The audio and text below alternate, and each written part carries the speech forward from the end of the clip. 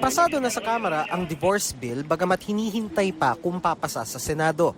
Pero ayon kay dating Chief Justice Hilario Davide Jr., isa sa framers ng 1987 Constitution, kailangang amyendahan ng saligang batas para dito. Nakasaad daw kasi sa konstitusyon na ang kasal ay isang social institution na inviolable o hindi maaaring sirain. At may mandato ang Estado na protektahan ito.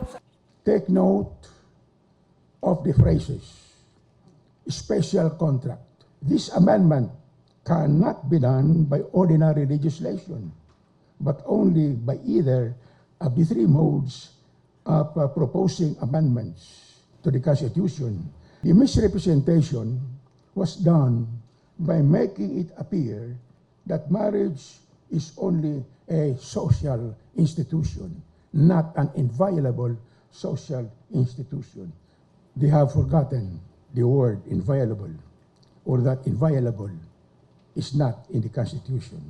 Binanggit sa isang forum ng UP Law Foundation ang isa sa mga argumento pabor sa diborsyo, ang kawalan ng anumang hayagang probisyong nagbabawal dito kahit wala ring probisyong pumapayag dito. Pero sabi ni Davide, The fairness issue related to a proposed provision that did not yet contain the word inviolable. It is obvious that absolute divorce is absolutely prohibited under the 1987 Constitution. In short, an absolute divorce law would be unconstitutional, no matter how beautifully worded or embellished or made attractive.